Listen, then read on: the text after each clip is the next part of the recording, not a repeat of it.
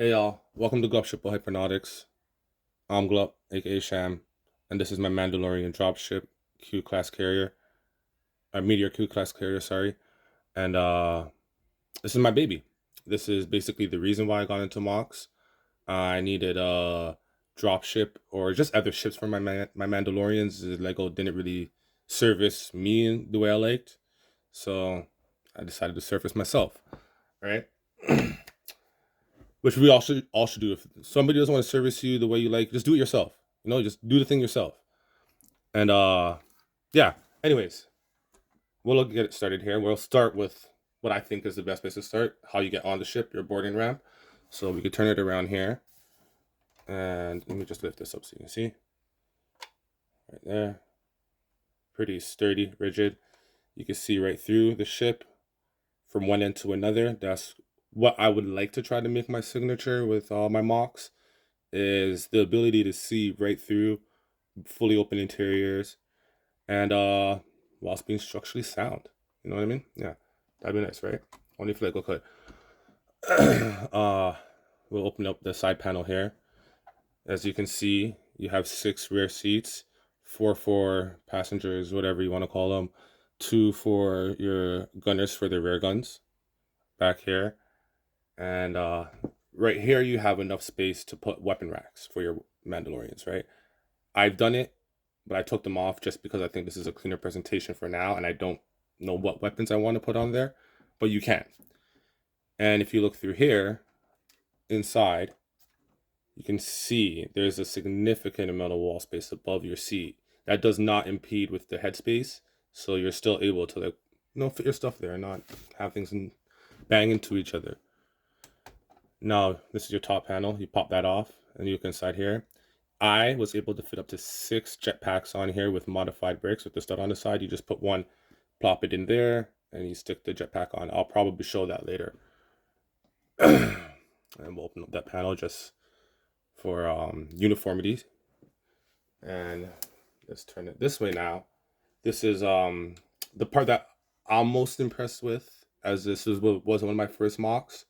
So this did take a bit of finicking and tinkering to get, but I got it in a way I want, which was a lot going on in the front here. You see you have these angles that enclose in on the front. We have the upside down studs on the bottom. This area is more filled in on the final model. This is just to show you guys how things work, right? So you slightly open that side, you slightly open that side, and just pop that out.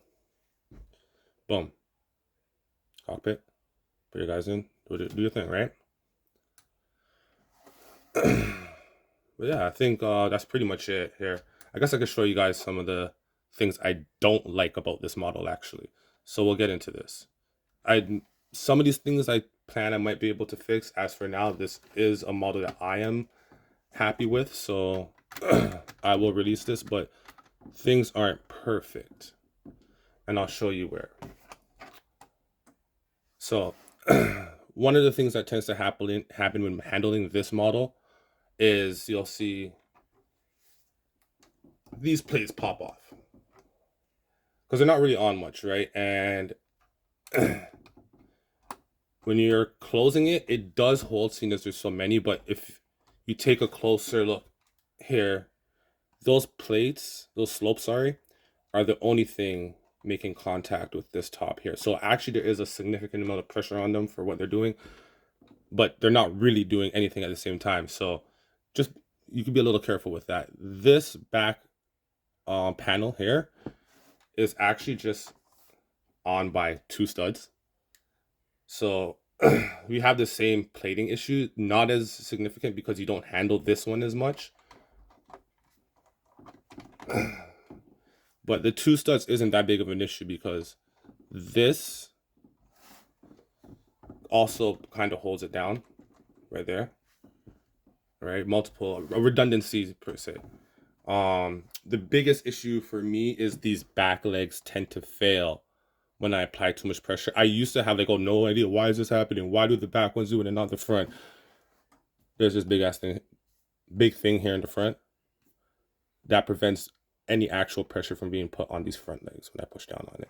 So I'll just push down on the back to show you. And you see the failure right there, and I'll pick it up and you'll see the failure in the leg. But easy fix. You just push that back in and put it as new. And I guess that's it. This is my Mandalorian dropship. This is my baby. It's one of the few ships that I wanted that I wasn't finding anywhere that I had to make. So, yeah.